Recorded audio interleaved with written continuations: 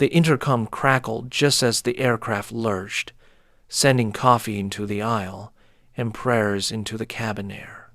Ladies and gentlemen, we need immediate assistance. Anyone with military or fighter jet experience, please identify yourself. Thunder rolled against the fuselage like fists on a locked door. Row numbers glowed through flickering cabin lights. A man in seat 41B, shaggy hair, unkempt beard, thrift store jacket too thin for the airplane's chill, lifted his head. For a heartbeat, he didn't move.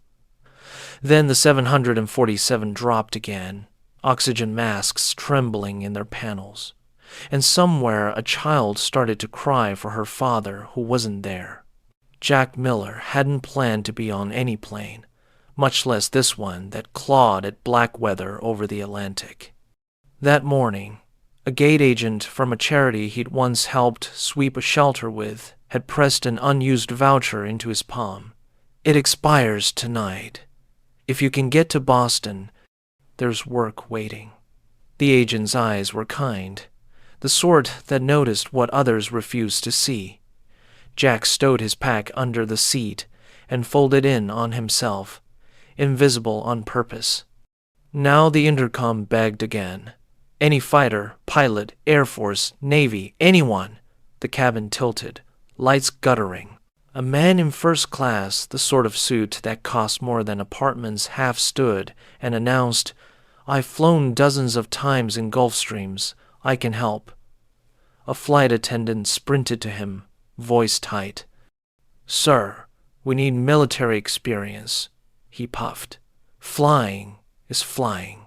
Another jolt cut him off, slamming luggage doors with metallic screams. Jack swallowed hard. He did not want to stand. He did not want to remember. He did not want to explain why his hands, though chapped and dirty, still held a muscle memory of throttles and trim wheels, of checklists whispered in smoke and fire. "Please," the intercom pleaded, thinner now, almost young. "The captain is unconscious. The co-pilot is alone." Turbulence threw plastic cups like confetti. A woman crossed herself, lips moving. A teenager recorded everything with shaking hands, a red dot, blinking judgment. Jack closed his eyes and saw a different cockpit, a different storm, a desert that raged like a sea. He'd promised himself no more flying, no more ghosts. Then another drop yanked the promise out of him. He unbuckled. The seatbelt sign flared red. He ignored it. Someone hissed, "Sit down!" Jack stood anyway, knees steady, heart hammering a remembered rhythm. As he moved up the aisle, faces tracked him with disbelief. His coat was stained, his boots too scuffed for any gate lounge, beard gray in a way that could be ash or years. "Hey!" the first-class man barked. Back of the bus. A flight attendant stepped between them, eyes not unkind. "Sir, do you have relevant experience?" Jack kept his voice low to keep it from shaking. "Air National Guard, KC 135, years ago." She studied him for a beat that stretched. Another shudder rattled the overhead bins.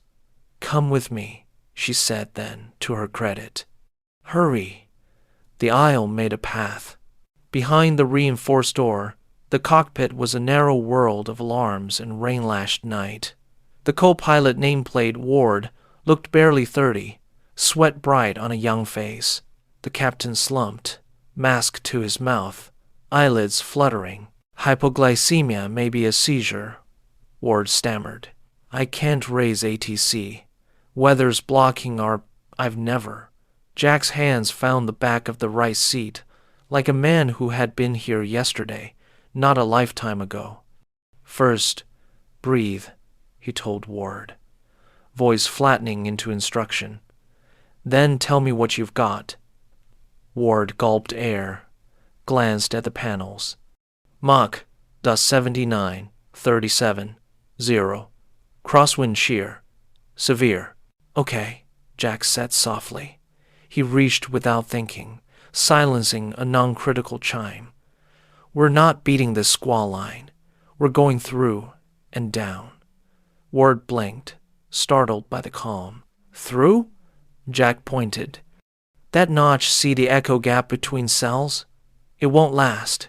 We take it now, or we get torn up worse. Ward hesitated, then nodded, because the voice beside him sounded like it could see wind. Jack's fingers hovered near controls but didn't touch. You fly. I'll call it. He leaned closer, eyes scanning instruments like old friends. Small inputs. Keep the nose honest. Trim, don't wrestle. In the cabin, the intercom steadied. Ladies and gentlemen, we have assistants in the cockpit. Please remain seated. People exhaled in uneasy unison as if one lung fed the flight. Some prayed louder. The first-class man muttered, We're done if the hobo's at the wheel. Too softly for the crew, too loudly for decency. A child's voice piped, Is he a hero? A mother shushed with tears in her eyes. Somewhere near row 23, an elderly woman closed her eyes and remembered her own war. Ration books, telegrams, a knock at the door. She whispered, God uses strange messengers. Ward's hands shook, less as seconds gathered. ATC won't hear us, he said. SATCOM's noisy. Jack nodded. Storm's eating your radios. Try guard frequency. If not, relay through another bird. Ward tried, got static, tried again, got a faint voice that drowned in thunder. Okay, Jack said, head tilted as if feeling currents through steel. We'll do this silent. He scanned fuel, flight plan, nearest alternates. Dublin, Shannon, Keflavik if we must. We'll get lower, below the worst of the ice, then talk. Ward swallowed. You sure? Jack almost smiled. I used to be. Tonight I'll settle for capable. Another hard bump rattled the captain's oxygen mask. Jack checked him quickly. Not quite gentle, not quite rough. Pulse is there. Keep him warm. He stripped off his own jacket and spread it over the captain's knees without ceremony. Ward stared. You don't. He's the one who lands us, if I'm wrong, Jack said. Let's not tempt fate. Through the windscreen, a wall of black inked itself more black still. Lightning spidered the horizon in white bones. All right, Jack murmured. Left 5. Now, hold. Trim 2 down. Good. Let it ride. The aircraft sighed, obeyed, disliked it, obeyed again. Memory worked like a lantern. Jack remembered midnights refueling fighters over Iowa in sleet, the tankers shuddering as teeth chattered in loose coffee cups. He remembered an instructor with tobacco breath that smelt like burnt rope. Fly the plane, son, not the weather. He remembered a landing that went wrong in a desert so bright it bleached color out of courage. He had sworn he was done. He had sworn the sky could have its storms without him. But the sky had a way of finding him in grocery store lines and soup kitchens, and now here bored of his promising. Pitch, Jack said quietly. Watch the pitch. Don't chase the airspeed. Let it come to you. Ward nodded, absorbed, a man borrowing steadiness. You were guard? He asked, conversational out of need, not curiosity. Yes, sir, Jack said. He didn't add that he'd been medicaled out for reasons that were chemical and grief-shaped, that a bottle had his wings in it for a while, that walking back from that grave had taken longer than learning to fly. In the mirror of a dark window, his beard made him look older than he was. The airplane didn't care. It wanted hands that knew. They found the notch. It wasn't a door so much as a thinner patch in the wall, a place chalked gray instead of charcoal. Ward floated them into it, the yolk alive in his palms. The air calmed by degrees so incremental only people who had been afraid for a long time could feel them. Jack exhaled. "Good," he said. "Now down 1,000. Slow to 300 knots. Let's taste the layer beneath." "We'll ice up," Ward warned. "We'll watch it and go through fast," Jack countered. "Think knife, not spoon." Ward cracked an unwilling smile. "You talk like my old chief." Ice curled like sugar on the wipers, then shed in a glittering shrug as they slipped between altitudes. Radios cleared enough to stutter, "Flight level 350, severe cell," and then died into needles against tin again. Jack took a breath. He hadn't known he was rationing. "We're okay. Take a long minute. Checklists." Ward's hands were steadier now. He flipped pages, called items, answered them himself, voice evening out like a tide. Jack's eyes never left the glass. "If we bounce, ride it. If we drop, ease it. If we climb, forgive it." Ward almost laughed. "You teach?" "Not lately." In the cabin, the first-class man's wife touched his sleeve. "Richard," she whispered, not unkindly, "maybe sit." He did, scowling, anger a mask for fear. A flight attendant knelt by a boy with big eyes and promised, "Pilots are very brave people." The boy said solemnly, "The homeless man is brave too." She smiled through the ache in her throat. "Yes, he island." The plane shivered like a horse shaking off flies. Someone started a hymn too softly to be heard by anyone but the seatmate who joined in. Two thin voices threading faith through recycled air. Ward glanced sideways. "How did you end up on this flight?" Jack's mouth tugged. "Voucher," he said. Someone kind had one they couldn't use. He didn't add that he'd almost given it away twice, to a woman with a baby who'd missed check-in, to a man whose hands shook like his had once shaken. He didn't add that he'd almost torn it up at the door, spooked by the carpet and the polished shoes and the way gate agents speak in practiced smiles. "You?" he asked. Ward blinked. "Work," he said, and looked 20 instead of 30 for a second. They broke the worst of it like a swimmer finding a calmer lane. Rain still marched against them, bass drum on aluminum skin, but the fists weren't as hard. Ward's shoulders dropped an inch. "Thank you," he said, sudden and naked. Jack shook his head. Thank the wind for yawning. A different light, far-off amber, not lightning, hinted at air traffic where order existed. "We'll hear someone soon," Jack said. "When we do, you talk. You're the pilot." "I'm a rumor," Ward swallowed. "Sir." "Don't sir me," Jack said. Not harsh, just tired. "I'm just the guy who didn't stay seated." The captain stirred, a small sound under the hiss of conditioned air. Ward leaned over, relief softening him. "Captain?" he called. A flutter of lashes, a groan. Jack watched the man's chest rise. "Good, he'll be groggy. Keep him on oxygen." The radio crackled, clearer now, a controller's voice cutting through beefed-up static. 747, heavy, say call sign, say intentions. Ward grabbed it like a rope. "Boston Center. This is Ocean Air 417, captain incapacitated.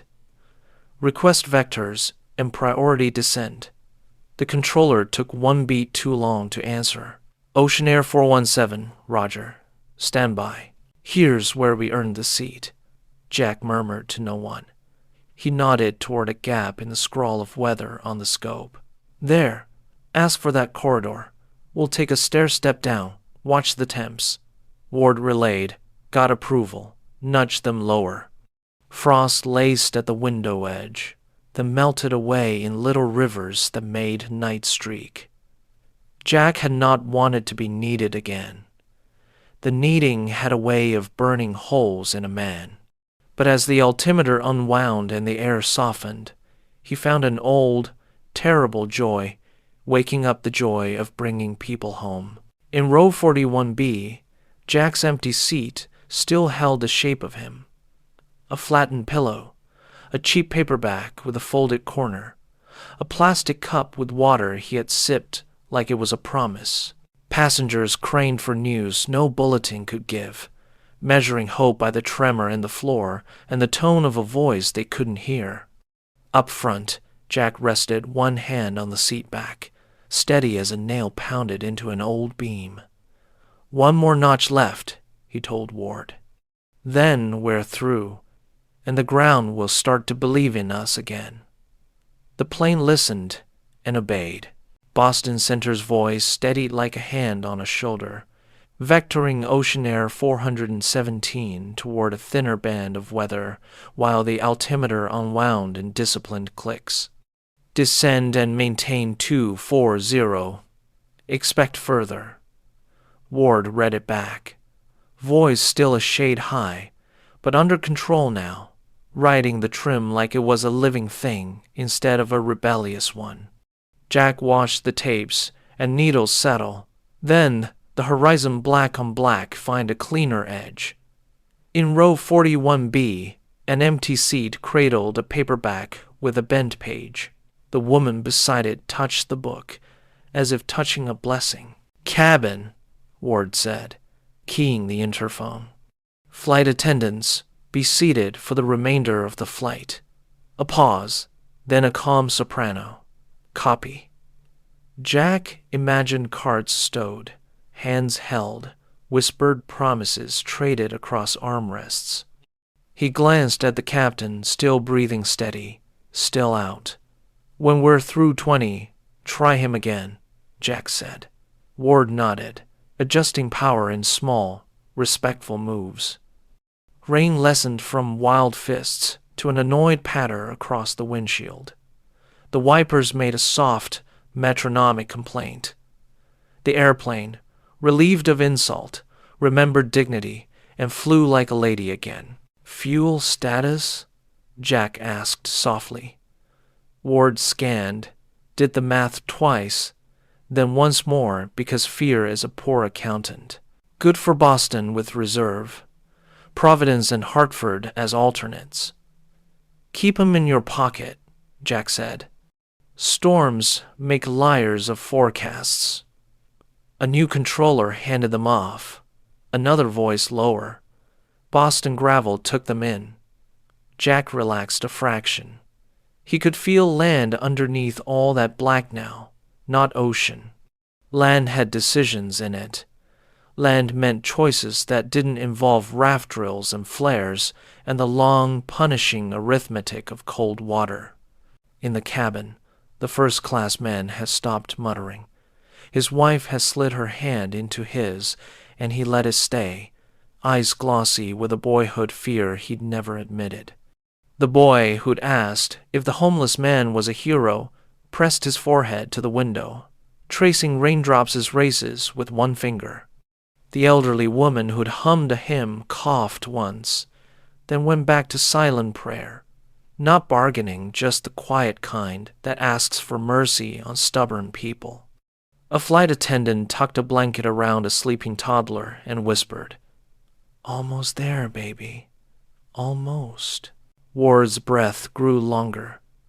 "You talk like you never quit," he said, glancing over. Jack's mouth tugged. "You never really quit flying," he answered. "You just stopped logging it." He didn't say the cockpit felt like a confession booth or a home or a battlefield he'd promised not to revisit. He didn't say the hum under his bones was both comfort and accusation.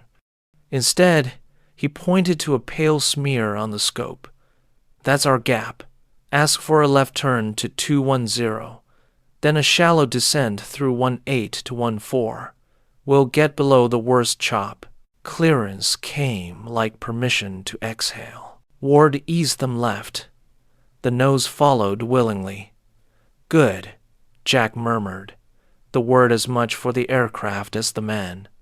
The captain stirred, eyelids fluttering, a hand twitching against oxygen tubing. Captain? Ward tried again, louder. A groan, a blink, confusion landing hard. Easy, Jack said, the firmness of a medic in his tone. You had a spell. Ward's flying. We're through the rough, on vectors for Boston. The captain's eyes found the altimeter, then the weather radar, then Jack's face. He nodded once. A commander conceding the battlefield had moved on without him. They briefed the approach with the economy of people who knew that extra words could tangle knots that didn't need tying. ILS to runway 27, glide slope alive.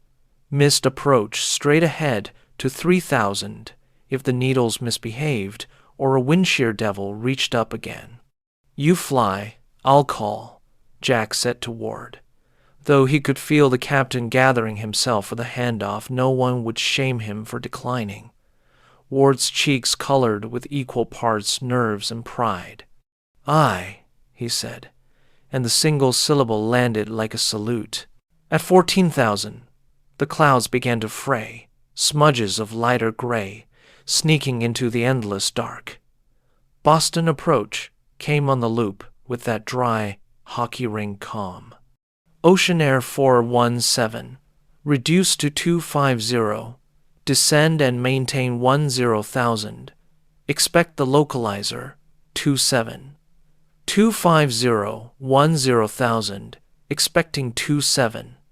Ward read, then glanced at Jack. Jack nodded. Good. Picture the runway even if you can't see it yet. Build it in your head. The rabbit lights, the Vassie, the black where the river runs. Ward's shoulders eased. He could almost see it. In the galley, the senior attendant tucked a stray curl behind her ear and allowed herself 3 seconds of stillness. Then she picked up the PA. Her voice, when it came, was honey on a bruise. Ladies and gentlemen, we are on our way down. Please remain seated. Seat belts fastened low and tight. We'll be on the ground soon. She wanted to add, someone heard you, but training and modesty kept it out of the script. She glanced forward, toward the door that hid a man in a ragged jacket steadying a jet with sentences. 9,000. 8. Anti-ice flickered, then steadied. The windshield showed a world made of wet velvet and distant pearls.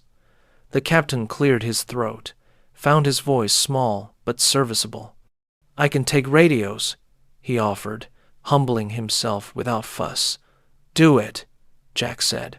Ward's got hands, you've got words. The captain swallowed pride with water and keyed the mic. Approach, Ocean Air 417 with you. 10 descending 10 to 10,000. The controller answered like they'd been old friends who'd skipped one awkward year. Familiarity, even feigned, is a kind of mercy. At 7,000, they caught their first honest hint of Boston, an amber smear where the city held its lamps against the rain. Somewhere down there, a woman was washing dishes and thinking her husband late. Somewhere, a nurse was tying her hair tighter and retightening her hope. Somewhere, a man in a doorway counted his blessings and came up 3 short but smiled anyway. Jack felt the tug of ground in his jaw, a pressure change that had nothing to do with cabin altitude and everything to do with lives you could touch with a shoulder, not a yoke. Localizer alive, Ward said, voice now a measured metronome. Jack's fingers hovered near, never on, like a coach who had learned that too much help steals victory. Glide slope armed. Approach mode. The needle quivered into meaning. Capture, Ward breathed, as if not to spook it. The airplane began that careful, obedient slide through invisible stairs. Gear down, the captain said, strength coming back like color after faintness. Ward called for flaps on schedule. The wing answered with sturdier hands. Outside, the rain made halos on the lights. Inside, 3 men made a choir of competence. In row 41, the woman beside Jack's empty seat whispered, "He's up there." The boy across the aisle nodded solemnly, as if confirmation were his to give. The first-class man pressed his fingers to his eyes for a heartbeat, then dropped his hands and stared forward. Jaw set in a different shape, now not scorn, not swagger, something closer to apology he wasn't ready to say out loud. The elderly woman unclasped her hands, flexed stiff fingers, and began humming again, this time a lullaby her mother had sung when air raid sirens told them to be brave and still. 5,000. The runway's approach lights woke out of mist in a marching line. "Got 'em," Ward said. Not a shout, not a whisper. A statement a man makes when he recognizes a friend he thought he'd lost. "Keep the correction," Jack said. "Winds right to left. Don't fight it. Lean with it. Small, small." The captain handled radios like a maestro now. Energy back enough to carry the dance. "Ocean Air 417, cleared to land 27. He read it back and wanted to add, "Thank you," but professionalism wears a plain suit when it's working right. At 1,000 feet, the world narrowed to needles and light, and the creature-like hum of a machine that wanted both reassurance and command. "Stable," Ward said. "Continue," Jack answered, eyes not leaving the picture he'd asked Ward to build in his head 10 minutes ago. He could feel the cabin behind them like a held breath. He could feel Row 41's paperback waiting for its reader. He could feel the first-class man's wife squeezing that hand. He could feel a boy's faith, like a small lantern. He could feel the captain ready to take over if fate asked him to. 500. A stubborn gust shouldered them. Ward corrected, then corrected his correction, hands learning grace under pressure in real time. "Good," Jack murmured. "Don't chase, invite." At 300, rain thickened. At 200, it thinned, as if the clouds had decided they'd done enough for one night. The rabbit lights strobed their impatient welcome. "Minimums," Ward said, voice suddenly too loud in his own ears. "Runway in sight," Jack answered. "Land it." And there it was, permission, blessing, responsibility folded into 2 words he hadn't said to a student in a very long time. The flare was not art. It was honest. Wheels kissed wet asphalt with that shy, hopeful thump that tells you rubber has met a promise. Reverse roared. Spoilers shrugged up. The airplane settled like a big animal finding grass after rock. Ward's laugh burst out, half sob, half joy, then strangled itself because professionals don't whoop on frequency. "Welcome back," Jack said, and it wasn't to the jet. The captain's hand found Ward's shoulder and left it there a second longer than protocol requires. Somewhere in the back, someone clapped twice before remembering they weren't at a theater and stopping. Embarrassed, they rolled clear. Ocean Air 417, turn left at Bravo, contact ground. The captain took radios without being asked, voice rich again. Ward taxied with care, every light a star, every painted line a hymn. Jack exhaled the breath he'd been hiding behind his teeth. His hands shook now that they didn't need not to. He tucked them under his thighs, a trick he'd learned when adrenaline's rent came due. Ward looked over, eyes bright and wet. "Sir, Jack," he said. "Just Jack." Ward nodded like he was storing the name somewhere he wouldn't lose it. In the cabin, the applause started at the back, shy, then stubborn, then unanimous. The first-class man stood, not to take credit, but because he wanted to be a person who stood for the right things, at least once in his well-appointed life. The flight attendant's eyes flooded. She laughed at herself and didn't care. The boy said, as if making it true, "The homeless man saved us." The elderly woman dabbed her cheeks and whispered, "Bless him." At row 41B, the paperback waited patiently for a hand that had just landed an airplane without touching a single switch. They parked at the gate. The jetway crept forward like a cautious animal.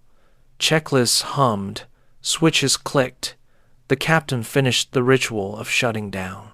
Ward unbuckled with hands that would be steady for a long time now.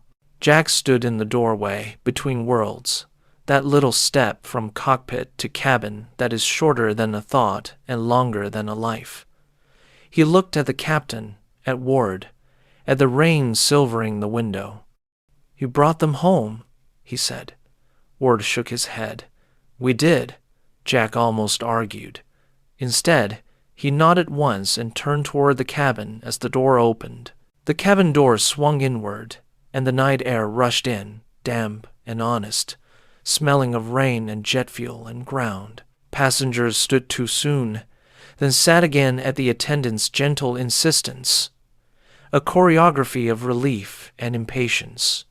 Jack paused at the threshold from cockpit to aisle, as if the strip of aluminum were a border he wasn't sure he had a visa for. Ward touched his sleeve. "They should see you," he said softly. Jack shook his head, then looked at the faces, tired, tear-bright, human, and stepped through, letting the plane introduce him without a word. Applause rose again, less frantic now, more grateful, like the sound people make in church when the baby finally sleeps. A child craned over a seatback, eyes wide. The elderly woman in 23C pressed a tissue to her mouth and said, "Thank you, son," with the authority of someone who had survived decades on gratitude. The first-class man worked his jaw, then stuck out his hand, awkward, imperfect, sincere. Jack hesitated, then took it. "I was wrong," the man muttered. His wife squeezed Jack's other hand and added the words her husband couldn't. "We're sorry." On the jetway, agents in high-visibility vests tried to hold back a small tide of cameras. News had sprinted faster than baggage carts. Flight attendants formed a gentle wedge, protecting the crew's path. A reporter shouted, "Name? Are you the passenger who helped land the plane?" Jack flinched at the flash. Ward moved instinctively between him and the lights. "Give him breathing room," the captain said, voice stronger, command settling back onto his shoulders like a well-earned coat. The crowd hushed by increments. Jack stared at the floor, at his boots, at the black crescent of oil under one nail. In the gate area, the airline's station manager hustled over with practiced smile and fresh adrenaline. "Sir? Mister?" He faltered. Jack saved him. "Miller," the manager recovered. "Mr. Miller, on behalf of everyone thank you. We would like to offer." Jack lifted a hand. "Please, not yet." The manager blinked, taken off script. Ward stepped in, translating. "He'll talk later." The manager nodded, chastened. Nearby, a family reunited, sobbing, laughing, clinging. The boy from row 18 saluted solemnly, then hugged Jack around the waist before Jack could stop him. "You were brave," the boy said.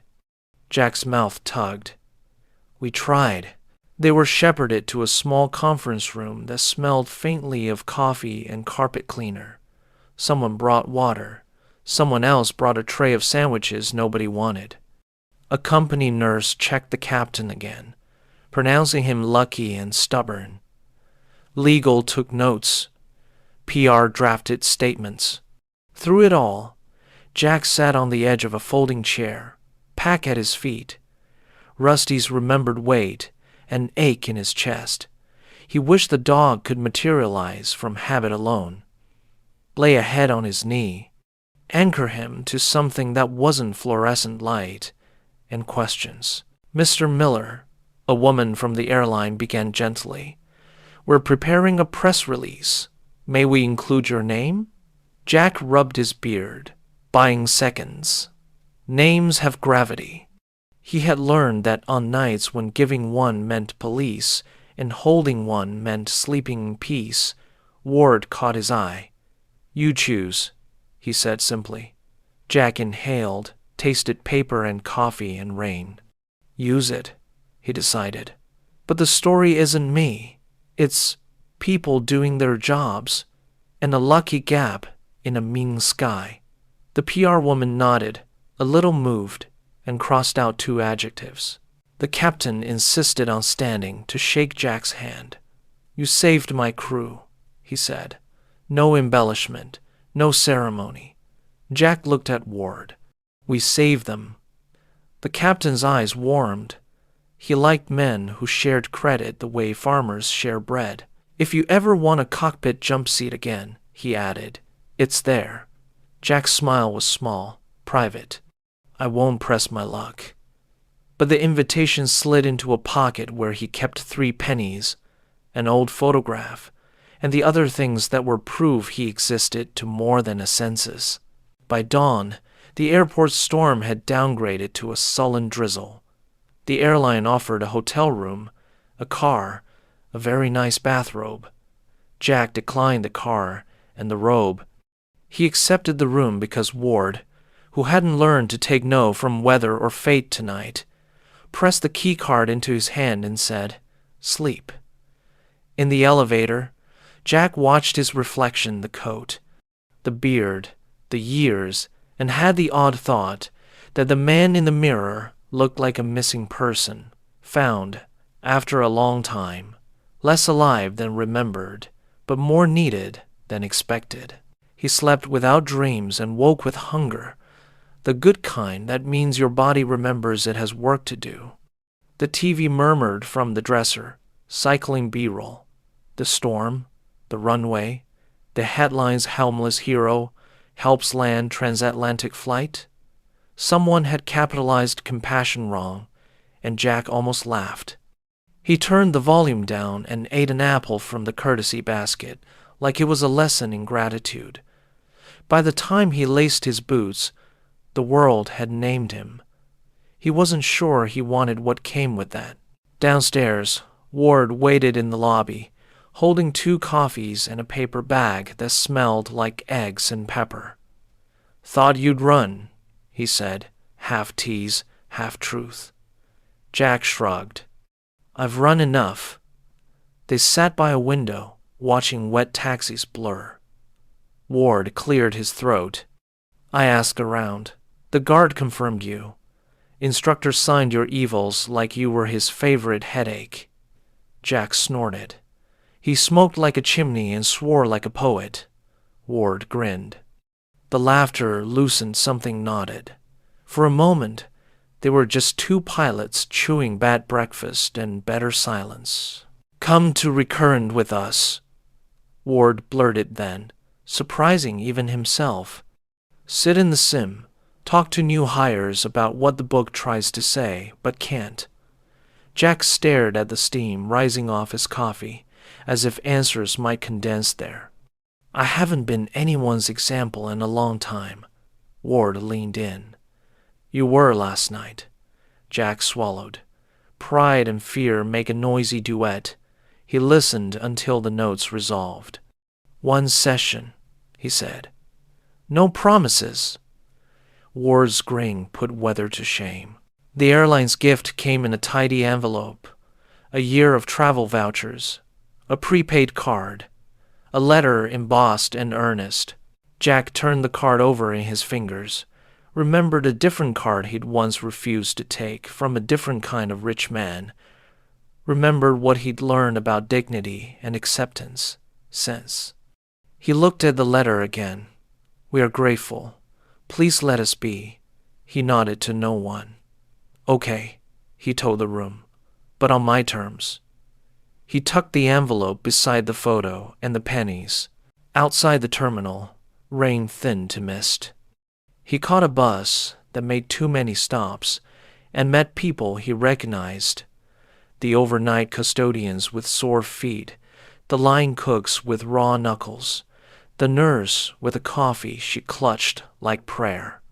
A woman glanced twice, then 3 times, then said, "Shy, are you?" Jack shrugged a smile. "We all are," he said, and she laughed, the thought landing where it needed to. Ward texted addresses, a classroom, a simulator bay.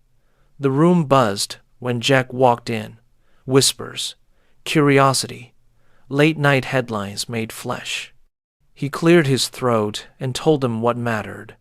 Fly the plane, breathe, trim instead of wrestle, build the runway in your head before the clouds admit it exists.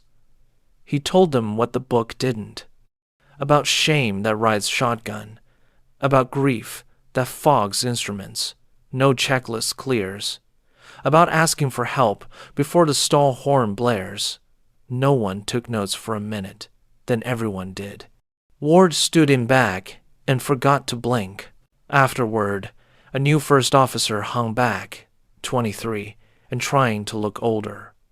"I panicked once," she confessed. "Not in the sim, in life." Jack nodded. "Same," he said. "I learned panic is just fear running fast. You can walk it." She laughed, surprised by the permission. When she left, Ward clapped Jack's shoulder. "They needed that." Jack looked away. So did I. He hadn't realized how hungry he'd been for usefulness that didn't ask him to disappear afterward. The press tried again. A morning show wanted tears. A magazine wanted grit lit like glamour. Jack agreed to one interview in the community center he knew, among cots and coffee and bruised hope stitched back together daily. He wore his jacket without apology. The reporter asked what heroism felt like. Jack thought of Ward's hands on the yoke, the captain's rasp, the boy's hug, the hymn, the rain's patient fists. "Like doing the next right thing," he said. "Even if your hands are dirty." The camera caught the line. The center got donations enough to fix the roof. At night, he walked the old routes. The storm had scrubbed the city. Gutters gleamed. Alleys smelled temporary instead of permanent. He carried thermoses and blankets bought with the airline's card, and his stubbornness. People recognized him now, which complicated trust. He kept sentences short. "Coffee? Soup?" No cameras. A man with a grocery cart asked if heaven had turbulence. Jack smiled. "Probably," he said, "but maybe fewer sharp edges." They drank in companionable weather. Weeks later, a small ceremony formed at the airline's training center, a plaque nobody needed, a handshake everyone deserved. The captain spoke first, thanking a man who had stripped off his own jacket to warm a pilot he didn't know. Ward spoke next, voice skimming emotion. Then they turned to Jack. He held the plaque like a plate and said, "Airplanes are honest. They give you back exactly what you put in. People, too." He looked at the faces, young, old, polished, frayed. "Last night we all put in fear. We got back courage." Someone sniffed. It might have been Ward. He used one voucher to see a sister he hadn't visited in 10 years. A woman with his mother's eyes and a porch that smelled like cinnamon. They didn't talk about the years lost. They built a bridge with pancakes and neighbor gossip, and the time-honored ritual of fixing a squeaky screen door together in comfortable silence. Another voucher sent him to a town where a friend from guard days ran a mechanics school. Jack gave a talk, stayed to change oil on 3 battered cars, and left with grease under nails that felt like a kind of consecration. On an ordinary afternoon at Logan, Jack sat in a plastic chair near gate B12, backpack at his feet, paperback open to the bent page from 41B. Planes came and went, heavy birds trusting thin air. Ward jogged up, breathless. "Thought you might be here." They grabbed coffee, watched a thunderhead mutter over the harbor, and then mind its manners. "You ever miss it?" Ward asked. Jack considered. "The sky? No. Bringing people home? Sometimes." Ward nodded. "You did that," he said. Jack closed his book, stood, and shouldered his pack. "So did you." They shook hands like a ritual. In the reflection on the glass, Jack looked like a man who had been invisible, and then, briefly, perfectly seen. And for once, that was enough.